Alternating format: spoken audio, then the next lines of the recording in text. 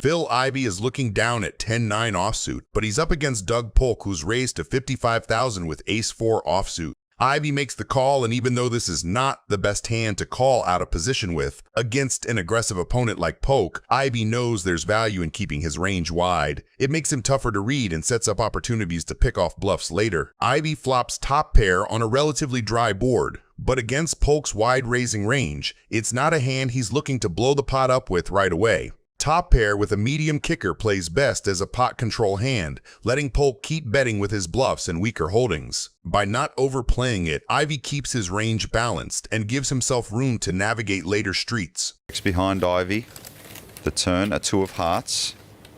Action on Phil. Betting 75. 75,000, just a little over half of the pot.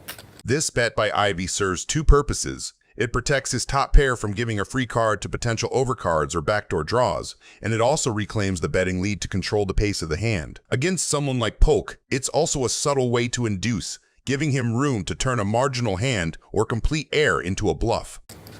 Call. Makes the call, in position. Against a player like Ivey, Polk knows this turn bet could easily be a stab with missed overcards or complete air after the flop check through. By calling, Polk keeps Ivey's bluffs in play, sets himself up to potentially take the pot away on the river, and makes sure he's not getting run over in position. The river is a 6 of clubs, so Ivey's pair of 10s are best. Action is on Phil. Can't really bet too much. He's bet the pot. Betting 200. You're right, Joe. 580,000. Raised to 580. Wow, this is a surprise. He's made a raise here. Do you think this was a good time to bluff for Doug Polk? Let me know down in the comments. There it is. He makes the call, so he will win a big pot. He almost looked a bit surprised there. Phil Ivey opens the action to $30,000 with ace-queen offsuit. It's one of those hands that plays beautifully as a raise, strong enough to push folds, but not so premium that he wants to trap.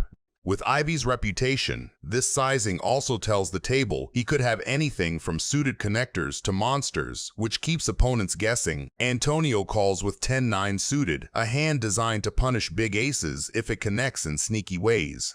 Suited connectors like this can win disguised pots, especially deep stacked, and Antonio knows he's the type of player who can pressure later streets if he senses weakness. It's bone dry, no clear draws, no top pairs, and Ivey has all the range advantage after raising preflop. Maria checks as expected, and Ivey seizes the lead with a $60,000 continuation bet. He wants to fold out junk and keep worse broadways honest. Antonio doesn't just call, he raises to 150,000. This is a statement. He knows the board favors Ivey's high cards, but it doesn't actually connect with them. A raise here puts maximum pressure on one pair hands and tests whether Ivey is really holding aces, kings, or a hand that can keep going. Maria steps aside quickly, leaving Ivey to make the decision. That flat says everything. He isn't buying Antonio's story, and he wants to keep him firing. The turn brings the 5 of diamonds. It's a card that shifts the landscape slightly, giving straight possibilities with a 4 and bringing in the backdoor diamond draw. Ivey checks, staying consistent with a range that could easily include strong aces or even slow play pairs. Antonio bets 152,000, a continuation of his aggression that looks perfectly credible. It tells the story of a big pocket pair protecting itself, or even a set that doesn't want to give free cards. You think Phil Ivey became the kind of guy who forgets his best friends being inducted into the Poker Hall of Fame by folding turns? Come on. But Ivey doesn't flinch. His call here isn't just about the strength of ace-queen high, it's about forcing Antonio to keep proving his hand. With the pot ballooning, Ivey knows every future decision will be magnified, and this measured call keeps his range strong and his options open. The river falls the jack of clubs, and now things get brutal. The card looks innocent, but it secretly upgrades Antonio's 10-9 for Ivey. The board still looks like a miss for a lot of Antonio's bluffs, and this is where he flips the dynamic. I just realized if he bets here and it's a bluff, he could go to the cage. That's a huge bet. That's 60% of his chips. And there's the bluff card. Oh man, Phil Ivey could be going into the cage. I want to get to know you better. Let me know who will you choose between Phil Ivey and Antonio Esfandiari as your favorite player, and who should we compare to next? Let me know in the comments. All in. No! He shoves! Phil's not going into the cage. This is literally the most disappointed I've ever been. Antonio's just missed out on the chance to put Phil Ivey behind bars and win $25,000! Daniel Negreanu is looking down at 10-9 suited. Pre-flop brings together two distinct ends of the poker spectrum. How much is that? Eight straddle this time? 10-9 of diamonds for Daniel. Always have to, double check. The action begins with Negreanu raising to 2,500. It is a classic Negreanu hand, connected, suited, and perfect for navigating post-flop without putting his entire stack at risk. I'm gonna win this one. That's what they call a three-barrel bluff, right? That's what that's called. Hey, by the way, when you do the video on three-barrel bluffs, Three-barrel bluffs. that's gonna be. Here's an example of a three-barrel bluff. Salomon, sitting in the big blind with 4-3 suited, decides to defend. The flop is an absolute action board. For Salomon, this is the gin flop without actually having a made hand. He holds a massive combo draw, an open-ended straight draw combined with a flush draw. However, the action goes surprisingly passive. The turn brings the jack, a card that favors the pre-flop raiser's range much more than the caller's. Now, Salomon decides to take the lead. He fires a bet of 6,000. It is a delayed semi-bluff, having missed the check-raise opportunity on the flop. He is now trying to muscle Negreanu off a hand, like ace-high or a small pair. Negreanu, however, has picked up a gut-shot straight draw to go with his overcards. Relying on his read that Salomon is likely betting a draw, Negreanu makes a sticky call with just 10 high. The river is the 3, a fascinating card. It pairs Salomon's hand. While it is a weak hand, it currently beats Negreanu's 10 high. Salomon, now holding showdown value but fearing a jack, checks. This check is the green light Negreanu was waiting for. Daniel fires. Oh man. Why didn't you bet the freaking flop? Why didn't I bet the flop? I didn't have anything on the flop. Yeah, I know. But why? Such a bummer. Because I had 3-4 clubs. I'm gonna. Oh, you had 3-4 clubs, so you were ready to just. Yeah, I'm gonna dump all my money in there for sure. Now I got a pair and I gotta make a decision. Sorta sucks. It sort of sucks. How much is it? 12,200. Yeah, I think you got a jack for some reason. No. While I'm bluffing, I might as well just keep doing it, right? Until they call eventually. Kid, you're just gonna own this table, huh? You are just gonna pound until we just hold on with ace high. Damn, I'm in bluff mode. I hit a pair and didn't call. What a bad player. Antonio Esfandiari is looking down at 10-4 suited. Pre-flop begins with a surprising display of loose, speculative aggression between two of the most recognizable icons in the game. Barry Greenstein, historically known for a tight, solid approach, decides to widen his opening range from late position, raising to 1,500 holding 6-5 offsuit. It is a move designed to maintain board coverage and exploit the perceived passivity of the table. However, Esfandiari is not one to let a veteran pro walk over his blinds. The flop falls a texture that acts as a complete trapdoor for the pre-flop aggressor. Greenstein has struck absolute gold, flopping top 2 pair. On such a low board, his hand is effectively the nuts. Antonio, adhering to the always be aggressive philosophy of the modern pro, obliges. He fires a continuation bet of 7,200. At this point, Antonio is telling a story of a premium overpair like pocket aces or pocket kings, attempting to fold out Barry's missed high cards or weak draws. The hand reaches a fever pitch when Barry decides the slow playing is over.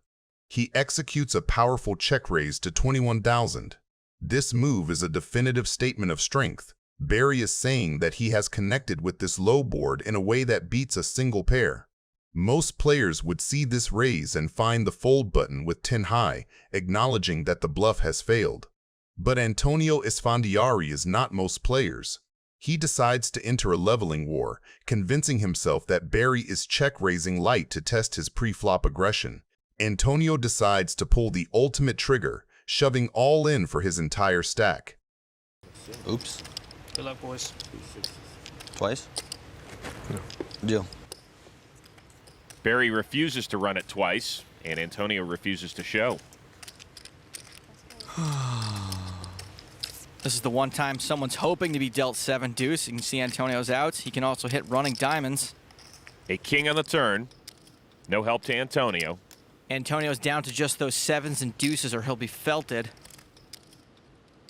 The river card for all of Antonio's dough is a 4, and Barry wins. Nice hand. Daniel Negreanu is looking down at ace-deuce offsuit. Pre-flop begins in the high-pressure environment of a prestigious tournament, where the margin for error is razor-thin and the blinds have escalated to a point that forces a dramatic shift in strategy.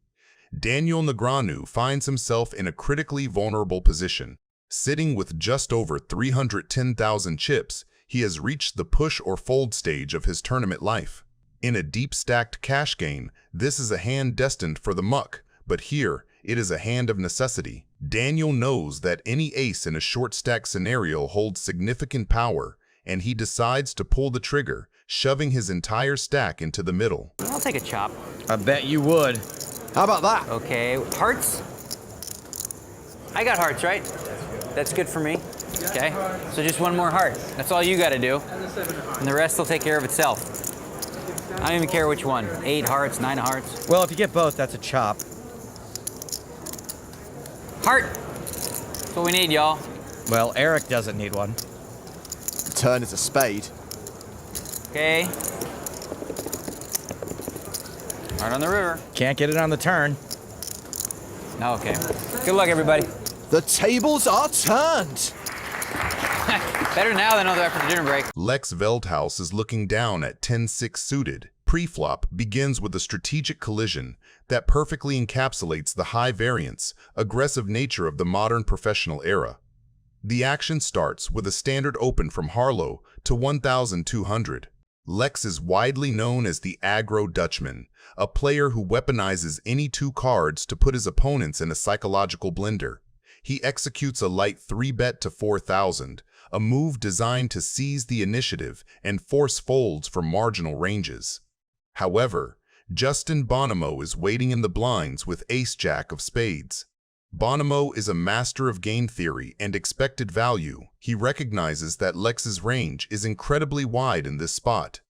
Rather than 4-betting and potentially forcing Lex to fold his junk hands, Bonomo chooses to just flat call. This is a highly deceptive trap. He is underrepresenting the strength of his suited ace to keep Lex's bluffs in the pot and navigate a post-flop world where he likely has the better draw or the best hand. Harlow wisely gets out of the way, setting up a heavyweight heads-up battle with over 10,000 already in the middle. The flop falls a coordinated spade-heavy texture that acts as a total equity explosion for both players. Bonomo checks to the aggressor. Can I see your chips? Veldhuis, who has flopped a straight flush draw, finds himself holding a statistical monster despite having no made hand. Lex stays true to his aggressive persona and fires a continuation bet of 6,700. He is maximizing his fold equity, hoping to take the pot down immediately while having a massive insurance policy if called. This is where the hand reaches its strategic pivot point. Justin Bonomo, holding the nut flush draw and an overcard, decides that the time for passivity is over. I'm all in. Veldhuis re-raises all in. Lex's line actually looks pretty strong here. All in. Lex is leveraging his monster draw to its absolute limit. Bonomo, however, does not hesitate. He realizes that in a pot this bloated, with the nut flush draw, he is mathematically committed to a call. I call. I have a flush draw. Do you want to run it a few times? Oh, Bonomo calls. it's no good, right? No, it's not good. Wow. It's up to you how many times you want to run it. The more the better for me. Nut flush draw versus gut shot, straight flush draw, and pair draw. Sick. That's Look not at good. some huge pots here. Once. One time. Okay, Yeah. one time. Why not? Why not? Show some heart. Yeah, Wow, that's like the one hand. that's the one. That or ace queen of spades, obviously. Well, it's better than ace 9 of spades, I guess, but... The turn. The ace of Oh, diamonds. that's not very good. Can we do it twice? Can I bite running it 2 times now? How much would that cost me? Well, I mean, yeah. We can still do the river twice if you want. No. Psych! Did you like offer that just so you could say no when I said yes? No, I just... Is that the whole setup? No, I meant, can I buy that? We do the whole thing again or something. Okay. Something like that now. Doing the river twice is silly. It's just silly. I want to just win it once. That's going to be epic, but what am I, like 9%? Way better than that. 11%. Now you're 0%. You're just not believable anymore, okay? Stop. Hellmuth kicks things off with pocket kings. He was getting a bad beat after bad beat on this table. So now his fortunes seem to be turning around. Hellmuth with kings now? Well, he's lipped it a bunch. Let's see if he keeps it balanced. Hey, come on, just min No, raise he's it. gonna raise Oh it. my God, Raise it up to why? 8. After 3 folds, we reach Hellmuth with his king 4 suited. It must be his lucky hand or something, because he will call Hellmuth's bet. Unfortunately for him, though, Stanley, who is looking down on these juicy queens, is going to. Raise it. 5,200. There's the 3-bet. Just a call from Phil. No 4-bet. Getting the other people out. That's going to bring Keating in, I'm sure it does. Hellmuth is probably silently screaming from happiness on the inside. This 3-bet is perfect for him, and he snap calls it. The real question is, why would Keating and Hellmuth pay this steep price with such marginal hands? But that, I will leave to you, the viewer. The flop comes 8, 7, 8 rainbow. It might not be perfect because sometimes pair of 7s or 8s gets through this 3-bet to see the flop. But Hellmuth should be reasonably happy with how it turned out for now. Stanley bets $5,000 again, and this time out, only Hellmuth will make the call, with Keating and Hellmuth finally taking the smart and right option of folding those weak hands. And the queen on the turn! Oh, we're going to see some steam. Gentlemen, I can officially attest to the fact that Hellmuth is probably the unluckiest player I have ever seen. This queen is about to wipe the calmness off of Hellmuth's face. The only question left is, will Choi play it so he extracts maximum value plus a bonus of Hellmuth's rage at the end? That 21. All right, 21,000. Wow.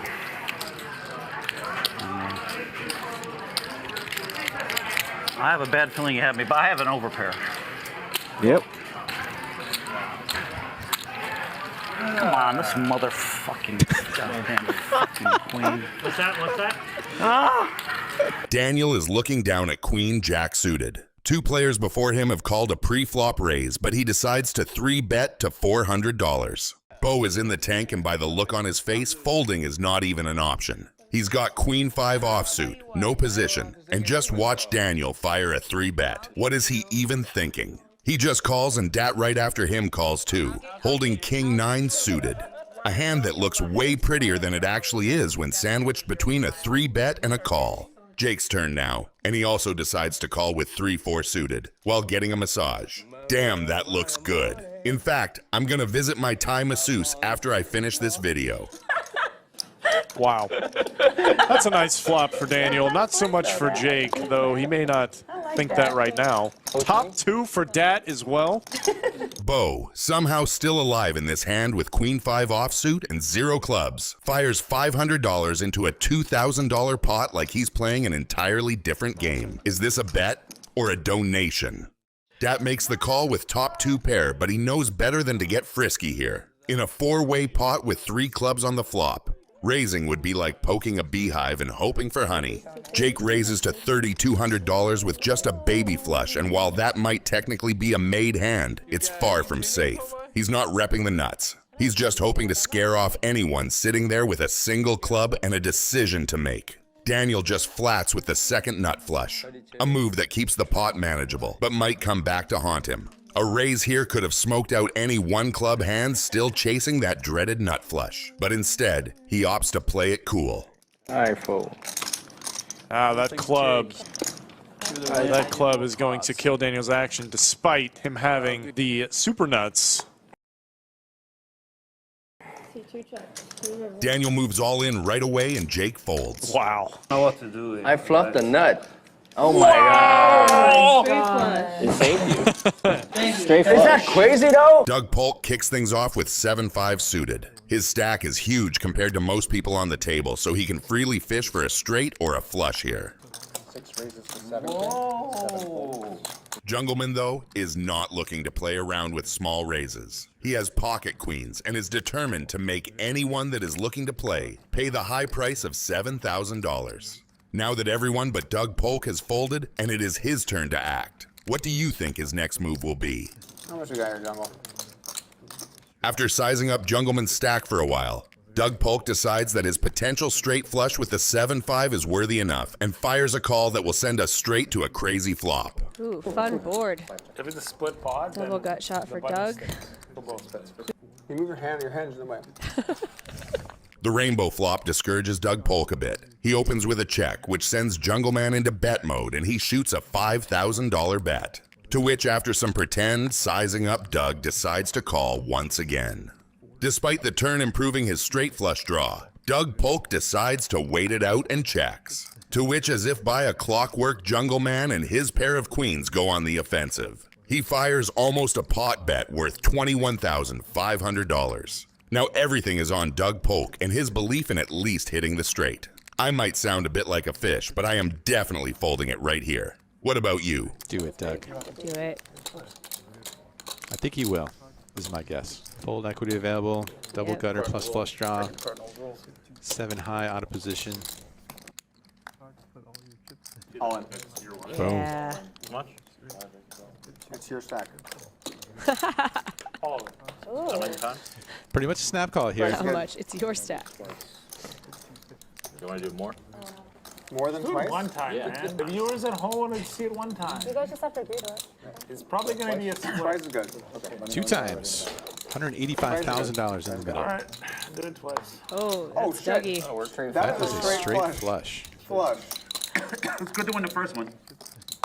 Doug Polk is looking down at pocket aces, but he's up against LSG Hank, who's raised to $6,000 with ace-jack suited. From the small blind, players are often expected to 3-bet to protect their position. That dynamic makes Polk's aces even more dangerous because they don't look as strong as they are. That kind of 3-bet sizing almost looks like he's trying to scare Hank off the hand rather than invite action. But that's exactly the beauty of it. Polk wants to trick Hank into thinking it's just an attempt to steal the pot, when really Doug is just setting the trap.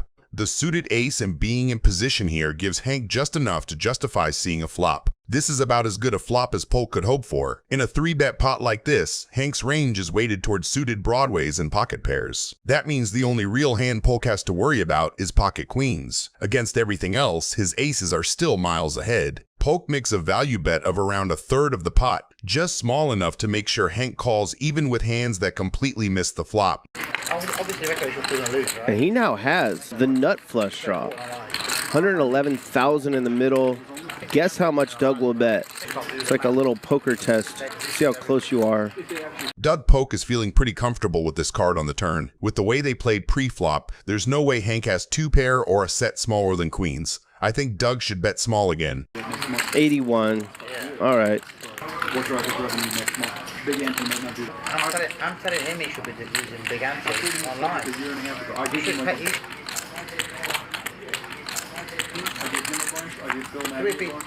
Hank puts in the call. He needs a diamond. Instead, it's the 9 of hearts. The river changes absolutely nothing here. Do you think Polk should check and just call if Hank bets? Or should he bet here and risk getting raised? Let me know down in the comments. 200,000. Beautiful poker. All in. All in. All in, says Hank. Spade, I fold. Heart, we do it again. This is amazing. Fold. Show him. The loose cannon is looking down on 10-8 suited. He opens to 2,000 from early position and gets a crowd of people that flat behind him. Nobody is squeezing, so the pot goes multi-way with a lot of capped ranges. Ferdinand still owns the initiative, but he is also walking into a 4-way pot, which can always get messy. Love the action, boys. I could use these chips. Yeah, we're giving you the action, you know that. Can you feel the love? I love it. You'll get the opportunity, that's for sure. Well, if I fold, I'm definitely rooting for you to win.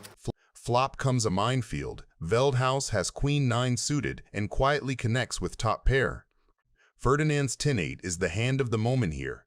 A flop straight with front door flush and straight flush draws. Minieri has 2 big overcards and air. Jetton has 10-3 and is done unless something weird happens.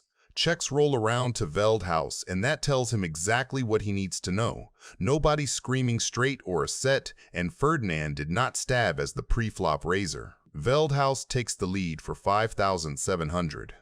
I'm all in. And he's going all in again. Abe folds. I wonder who we rooting for this year. Probably rooting for me to fold. Ferdinand does not mess around. He rips it. With a flop straight and front door flush, his shove is the classic pressure play. You got some sick reads, Lex. You got reads on all of us. Yeah. We know one guy that's rooting for you to fold. There he is. There he is. He's about to come over and take your cards and throw them right in the muck. And by using his image of the loose cannon, Veldhuis thinks for about a beat and then Lex calls, and Bobby loves it. You got it? Oh my God. Wow, everything. That is everything. Pretty nice hand, sir. Nuts. Nuts redraw.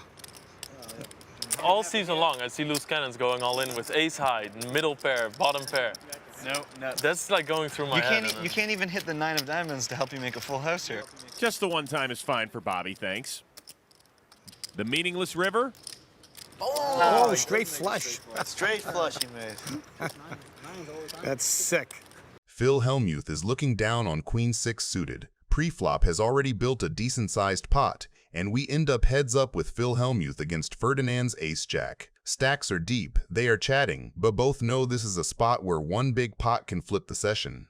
The flop comes paired rainbow.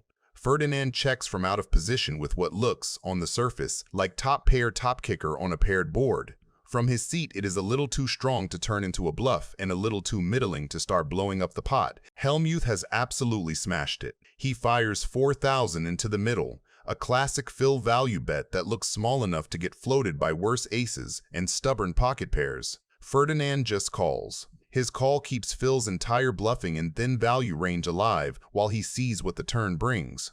At this point, Phil is miles ahead, but the pot is already big enough that one card can flip everything. The turn is the 7 of clubs, and now the backdoor club flush is open. Ferdinand checks a second time, which from Phil's point of view is very comforting.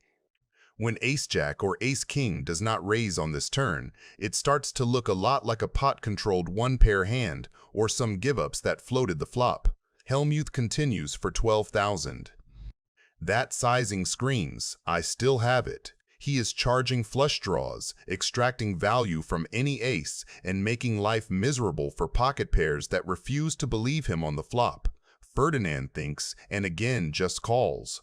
He cannot love it, but with ace-jack he beats all the bluffs and every worse ace that Phil is capable of barreling. The river is the ace of hearts, and that card rewrites the script. Ferdinand, who has been in check and call mode on flop and turn, now suddenly leads for 18,500. Cannon bets. I was waiting for that. That river bet is sneaky and brutal. From Ferdinand's side, it makes perfect sense. When the ace pairs, every queen in Phil's range is going to feel invincible. Is this even possible? I was thinking he was going to pay off 50,000 drawing to 2 outs. It was so sweet. Pot, and I was going to bet 30 in the end, and he was going to call me with his ace-10 or whatever. Oh, come on. Are you serious? I mean, can this just keep happening to me? It's like, you got an ace, boss? 18-5, you'll see what I got. You called a pot size. What do you got? I got a queen. Phil calls. No stops today in the bus. Bendinelli kicks things off with pocket eights. This is a hand that can be extremely powerful, especially in a heads-up match. With 7 million already in the pot, Bendinelli can extract a lot more value. Oh boy, we got a set of 8s for Bendinelli. Oh no. Top pair for Guerrero. With Guerrero's weak check, Bendinelli can now completely take over the pot. The only question is how big of a bet he makes. So Guerrero stays and makes the pot bigger. Bendinelli is not looking to let Guerrero see a cheap flop and fires a 2.5 million bet. That is almost a third of the pot.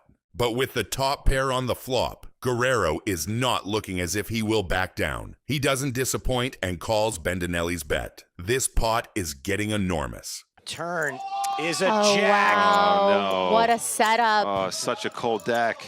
Cold deck city. Guerrero covered. With an insane amount of luck, Guerrero pulls a third jack that completes his jack trips. This completely turns the game on its head, but only in Guerrero's head. Bendinelli is now sitting comfortable on a full house and is looking to extract even more value. Bendinelli is completely aware of how strong of a position he now finds himself in. That's why he fires a $5.5 million bet that is there to prevent weaker hands from playing for the river and maybe dissuade stronger opponents with weak mental game. But fortunately for Bendinelli this time around, Guerrero is anything but a poker player with weak mental game. He is completely unaware of the kind of trap he is walking in and confidently calls the enormous bet from Bendinelli. River. Oh The my board pairs, but it's the gosh. 8. No.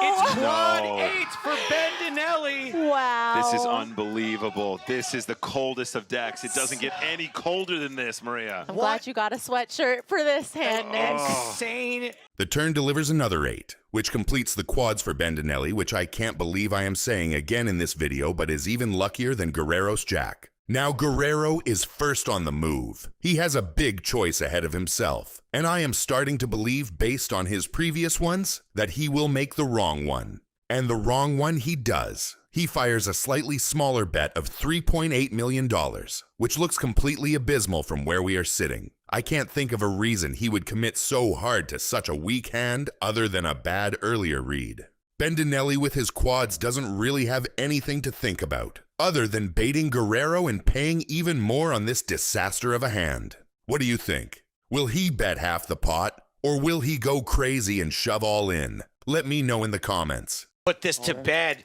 Announces all in. Guerrero hasn't snap called.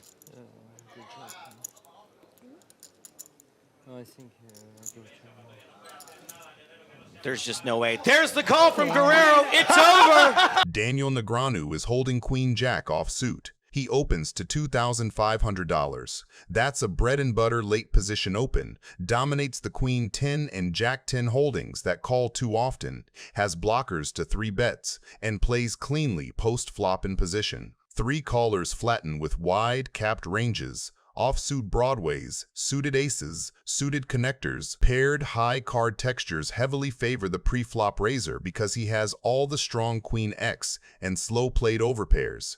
Many callers arrive with 8X, pocket pairs, floats, or the diamond backdoors. Negreanu continuation bets $6,000 into a multi-way field, small sizing that targets folds from ace-high and underpairs while keeping dominated Queen X and diamond draws in. When Haxton continues, his range is mostly Queen X, pocket pairs stubbornly peeling, and diamond hands. Ace-high floats with backdoor equity also show up. The board double pairs, which is a dream card for the raiser's Queen X. Negreanu's value density jumps because any queen now makes a full house, and his bluffs retain good fold equity against stubborn pocket pairs and busted backdoors. He bets $12,000, again a pressure, but keep worse in sizing.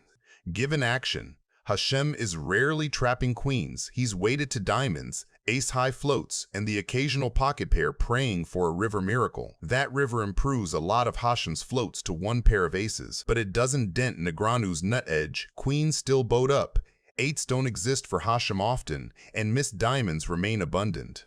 After Haxton checks the 3rd time, Negreanu fires $27,000 for clear value. As we young internet kids say, you're polarized. Isn't that right, Jose? Yeah, It's polarized. it's polarized. You haven't fuffled. Show me one. Okay. Daniel shows the jack.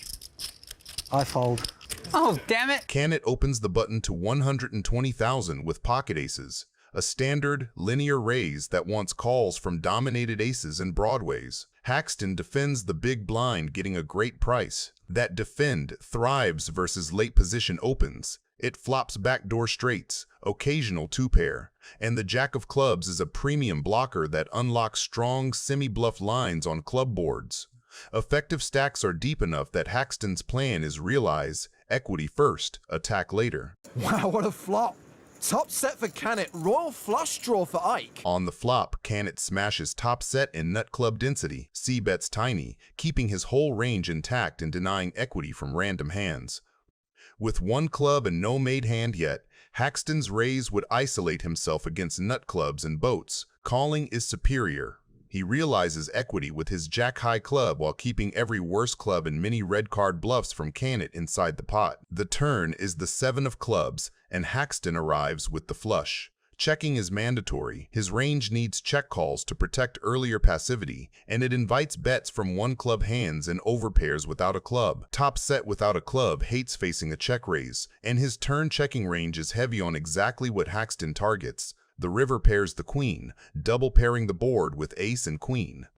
That card is far better for Canit than for Haxton. It promotes ace-queen and pocket queens to boats, and leaves many single club hands stuck as one pair. Haxton leads 450,000 into roughly 590,000, avoiding torching value versus boats. Canit responds by shoving for Haxton's effective stack, polarizing to full houses or an extremely rare bluff. Given the turn check, his credible bluffs are thin. A jack-high flush is strong in a vacuum, but not against this line and texture. You win. Let's go. Show me the bluff. It'll be a lot of fun. Don't do it. Hellmuth is looking down on 9-7 offsuit. He limps, which caps his range and invites someone to attack the dead money. Minieri obliges with an isolation raise using a suited king, a great candidate because it has blockers, plays well post-flop, and pushes the button on everyone who limped. Locke and Martinez come along, which pulls the SPR up and widens continuing ranges. I get unstuck. I get off the tilt juice. Hard to get off that tilt teat. Hellmuth overcalls rather than 3-betting, a choice that keeps the pot manageable, preserves positional leverage against the raiser, and allows weaker holdings to realize without facing a big pre-flop decision. This texture is excellent for the pre-flop aggressor. As the only player who routinely shows up with strong King X after raising, Minieri can c-bet profitably. The small sizing pressures ace-high, punishes underpairs, and denies equity to random backdoors while risking little against slow-played traps. Hellmuth check calls instead of raising. That keeps bluffs firing, prevents the pot from ballooning versus the portion of Minieri's range that will not fold, and sets up a decision tree where Hellmuth can choose which turns to accelerate on. Multi-way callers have folded, so we are quickly moving toward a heads-up range battle that favors the in-position player's initiative and the out-of-position player's ability to trap. The second king super polarizes things. From Minieri's seat, this is a green light to barrel because his range contains far more King X than Hellmuth's limp call range. The bet around $5,300 targets exactly the hands that called once and hate life now, medium pairs and stubborn ace-high, and it continues to build a pot in case he is ahead. Hellmuth's second check call is strategic. Raising isolates him against very strong holdings and folds out hands that might bluff again. Calling keeps his range wider, invites another polarized river bet, and protects the times he is bluff catching with decent showdown value. From a range math perspective, once the king pairs the pre-flop raiser's value density increases, which means the out-of-position player should avoid thin raises and lean into induce lines.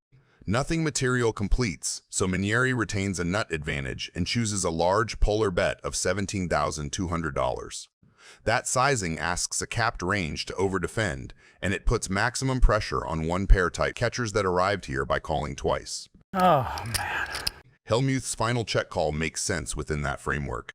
He beats all the natural stabs that gave up drawing equity on the turn. It's just unreal what happens to me at this place. I mean, I'm just so sick of it, you know? I mean, I had the best on the chart, I had the best on the river. What the is going on in this place? They do me kings versus queens, How do you call it? I always think a trips. bluff. I only wait for the nuts. Bill Hellmuth is looking down at ace-8 offsuit. It's great if you have a good hand. I straddle, 12-8. 12-8. Oh, fuck. Look at that. All right, wait. Pre-flop begins with a sequence that defies all logic. All right, I'll straddle. I don't give a fuck. All right, the 25. I've hit the point of not caring anymore. Yeah. I'm not gonna blind all in. 50. I don't have 25-6. You have to. I think 25-6. Blind all in? Maybe. Okay. Yeah. Do you think I blind all in? No, I don't think you blind all in. I'm all in. Are you all in? About 55,000. A moment where the pristine strategy of high-stakes poker is replaced by the sheer, unadulterated chaos of the creator game. Phil Hellmuth, the 14-time bracelet winner. He shoves all in, hoping to pick up the dead money. In a normal game, this might isolate a single opponent. But this is not a normal game. No more content. Yes. Why? Because he wants to buy that. The pot. You don't know what your cards are. You know what? You owe me, Botez, so I don't mind if you call. Did you expect if you were, to call the you know. 26? Yeah. What about taking advantage of our stupidity? I'm so happy you just said that. What about a 20? Because that's literally like, why would you all in? What do you mean? He's not gonna call 26,000. 20K family pot, all right? Half and half. I call. There's the call. Are you trying to do the chips? Alan has ace-3, by the way. Does he call? I call. Oh my god. Keating call? God. And add another Keating has the biggest dick. I'm all in. 55,000 to it. Reese is all in. Wait, how much do you have? I'll let you count This is 12-8 right here. And now we get an all-in over the top. Wait, same straddle. Jump. Okay. So let me get 56. I'm all in. Okay. Take it all. This is going to be somewhere in the neighborhood of a $300,000 Yeah, flip. flip, I guess. I mean, obviously. All in block. By the way. Oh, no, that's 80, 250. Put it in. 339,000 in there. Keating's only times ever. I'm gonna say this. He's stalling. Oh my god. Queen. Oh, that's a 3. Wow. So she's winning. Everybody pairs but Beast. Everyone but me.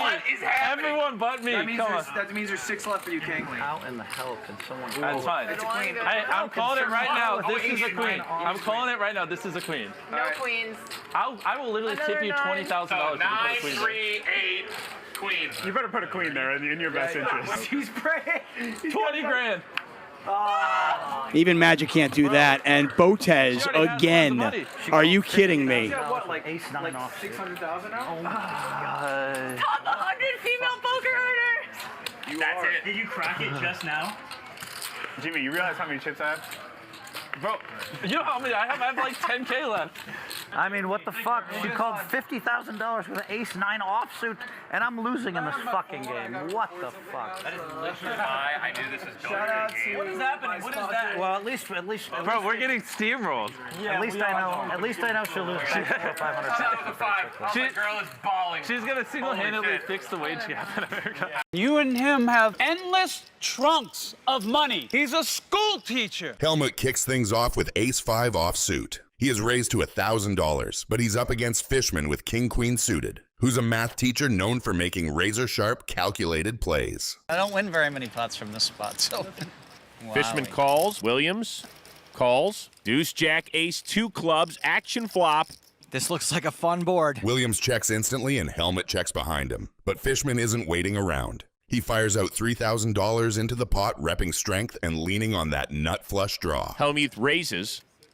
This is a pretty easy call with a flush draw, gut shot, and 2 big cards. And there it is by Fishman. The turn brings the 5 of hearts, and Hellmuth quickly bets $15,000, now holding 2 pair and looking to extract value.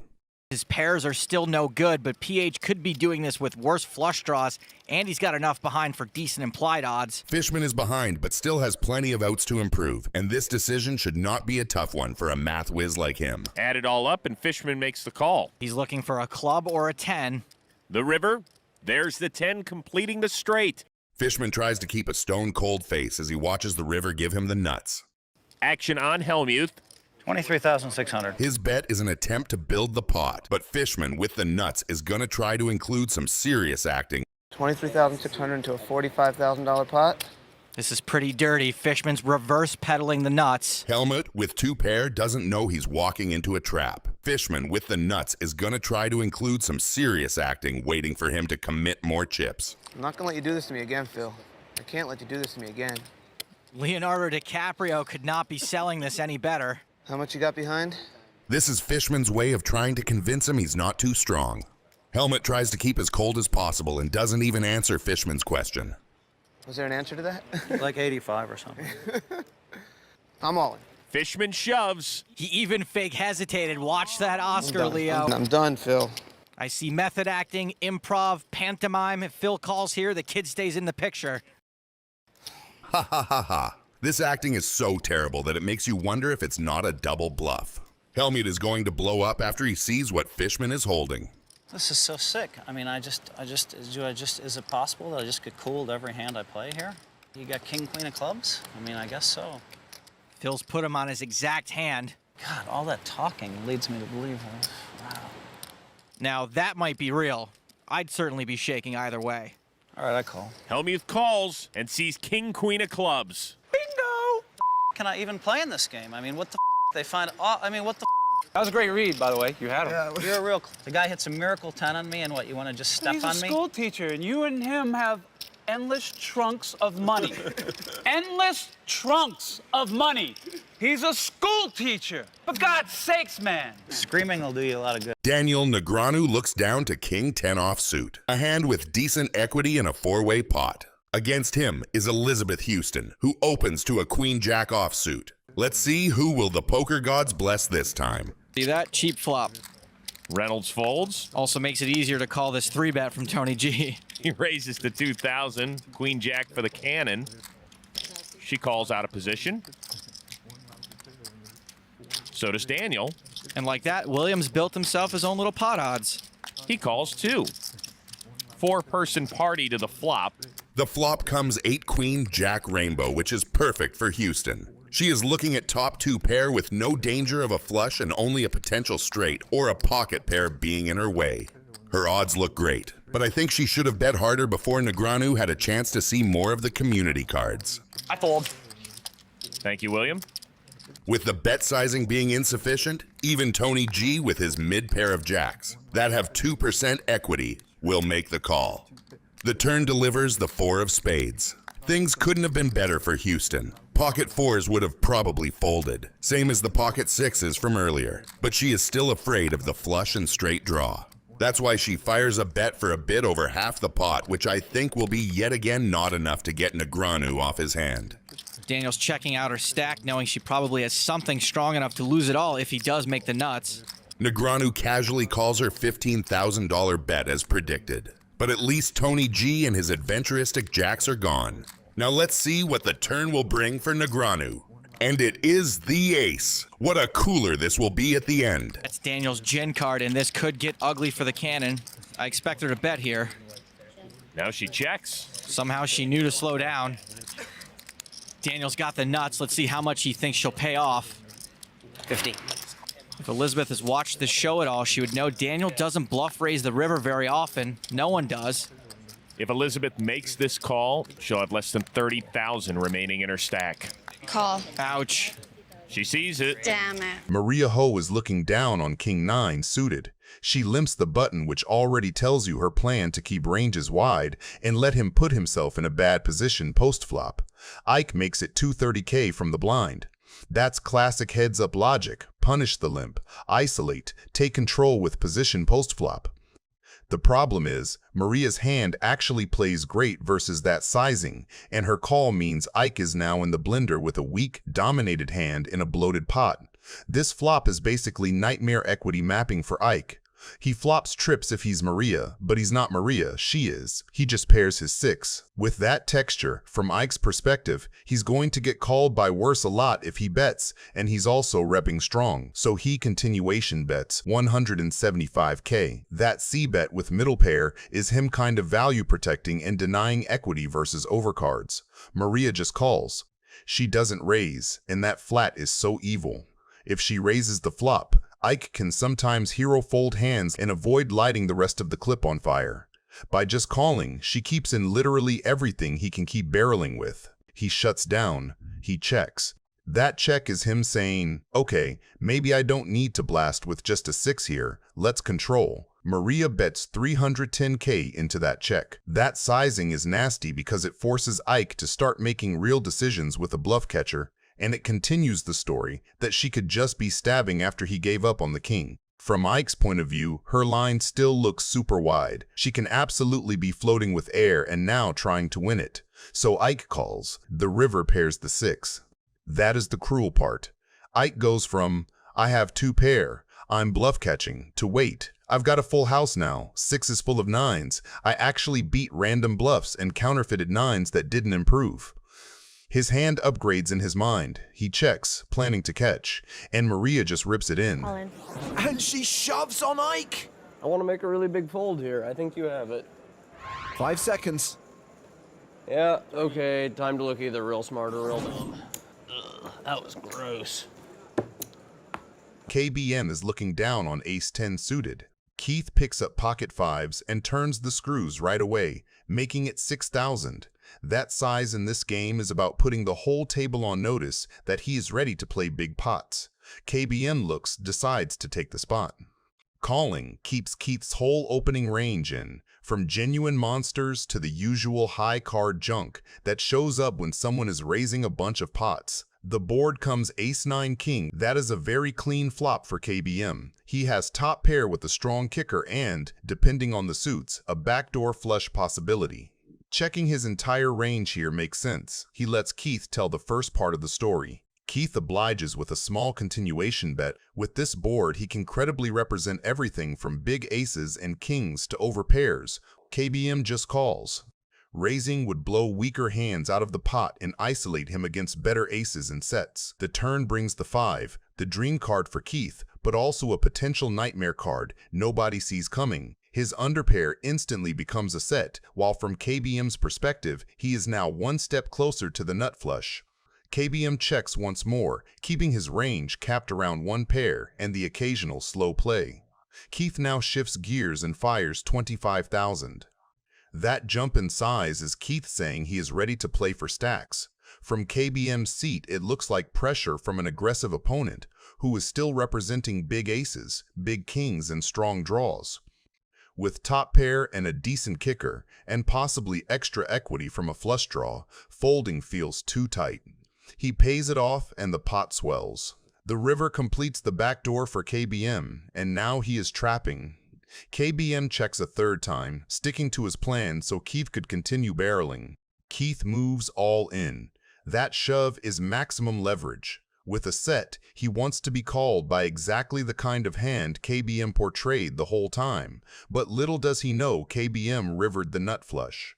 Wow, look at that! That is insane. I think that's the biggest spot of the night. Keating's looking down on ace-queen offsuit. Peter comes along with ace-7 suited, a hand that plays fine multi-way but is easily dominated by Keating's calling range. Stanley takes the button with Jack-10, a classic position hand that realizes equity well against 3 opponents. Keating flats pre-flop with ace-queen from the small blind instead of squeezing. Out of position and deep, that call invites dominated aces and worse queens to continue while avoiding a bloated pot against a raiser who can 4-bet. The flop favors ranges that arrived by calling. Keating's ace-queen makes second pair with the best kicker and holds the key blocker to Broadway.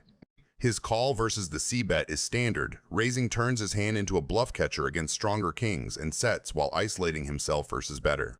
Peter's call with ace-7 is thin but defensible. He has bottom pair, an overcard, and backdoor hearts, and he wants to keep his range uncapped for later streets. Stanley's call with Jack-10 is mandatory. He has the best improvement potential with the open-ender and position. The turn ace changes the incentive structure completely. Keating now holds aces and queens, and, out of position in a multi-way pot, checking is superior.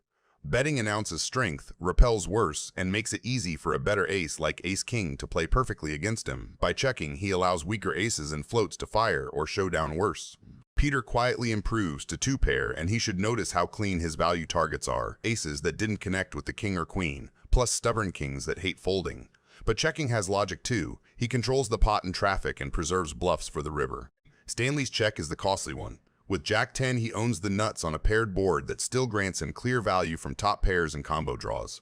Letting it check through surrenders value and protection, and it exposes him to exactly what happens next. The board pairs again, and his straight gets stone dead. The river double pairs the ace and reorders the hierarchy. Keating upgrades to aces full of queens, Peter lands on aces full of 7s, and Stanley is drawing thin to chatter. And this is going to get very nasty for Peter. Maybe Stanley also, but especially Peter. Checks from Keating and the original raiser are invitations. Peter accepts with a big bet that targets trip aces and missed draws and tries to dodge raises from the few better full houses. Stanley correctly folds once the ace pairs again, straights are dust. Keating's river decision should lean exploitative here. Against Peter, who routinely overplays strong 1-pair and boat combos, a value raise prince. Keating's hand is under-repped, he blocks the most common equal boat with the queen. Peter's turn check makes ace-king less likely, and Texas Mike is capped after check-check. Did he just call? He just called. Daniel Negreanu is looking down at pocket 7s. Pre-flop creates a fascinating collision between 2 distinct eras of poker. The live read intuition of Negreanu and the high-volume, mathematical precision of the online legend, Randy Liu. The action begins with a raise to 1,600 from the loose cannon, who is holding pocket 9s. Negreanu, sitting in position with pocket sevens, elects to flat call. This is a staple of Negreanu's small ball strategy. He wants to see a flop cheaply and use his post-flop skills to navigate, rather than bloating the pot with a marginal pair. However, Randy Lou wakes up in the small blind with pocket queens. Recognizing the dead money and the capped strength of the caller, Lou executes a textbook squeeze play, 3-betting to 6,000. I know you're coming in. Hurry up. You knew it, right? You raised anyway. What is that all about? What was that? You knew I was calling, but you raised anyway. You're reading too much into it, man. I don't want to. Yeah, I don't want to level myself here. I just want to try to flop a set, hit a set, and get it in. Can we do that? Huh? Yeah, I'm paired in. Well, if I'm trying to flop a set, what do you think I started with? The stage is set, an overpair against a set minor, a classic recipe for a cooler. The flop falls a disconnected and dry texture that is an absolute dream for Lou's pocket queens. There are no flush draws and no overcards to his pair. Lou continues his aggression with a bet of 8,000. He is extracting value from hands like pocket eights to tens, as well as any jack that Negreanu might have peeled with. Negreanu, however, is not ready to go away. It's an interesting situation, okay? Because I have 3 threes right now. You don't believe that? I don't know. I believe a lot of people. I believe a lot of people. So the best way to play this against you, based on previous hands, is to call, raise river, I think. Okay?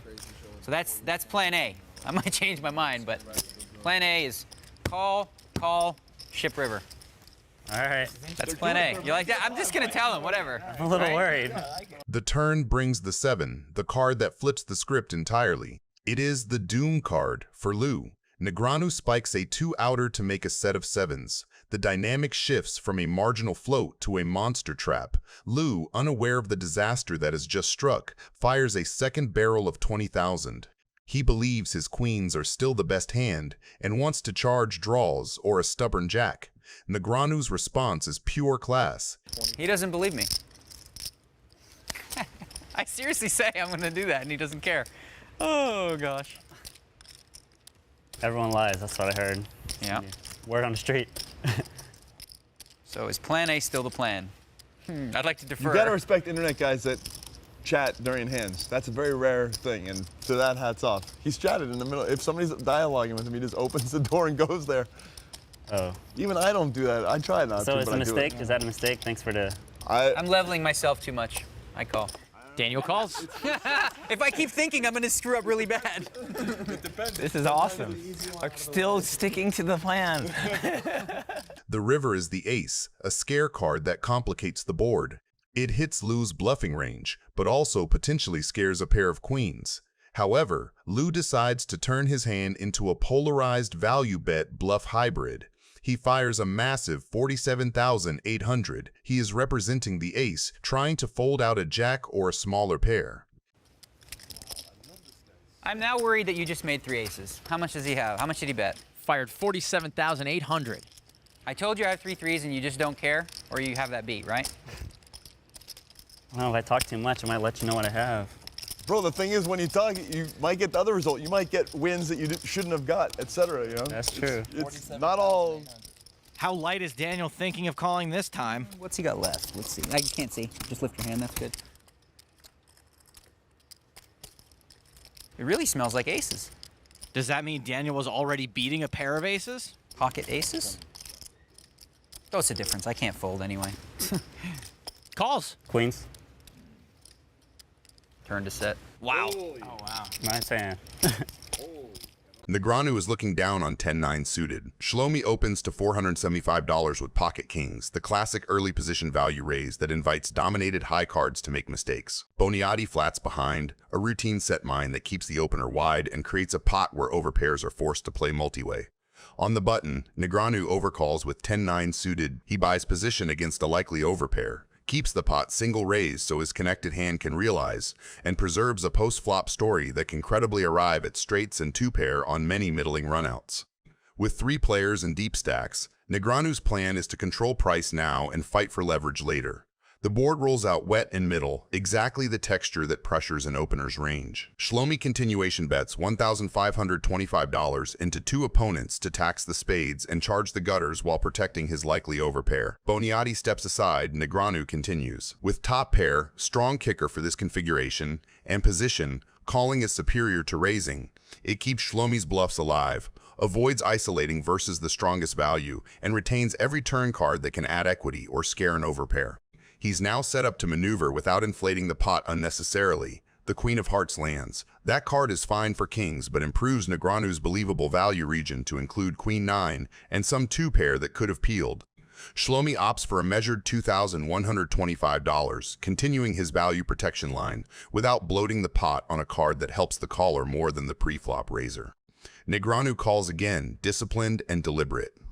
He keeps his range uncapped, realizes equity with 10-9, and holds the option to seize the narrative on favorable rivers, or punish thin value bets with a polarizing raise. The river is the 8 of clubs, a quiet but meaningful shift that completes 6-7 and strengthens combos like 9-8 that Negreanu can absolutely show up with.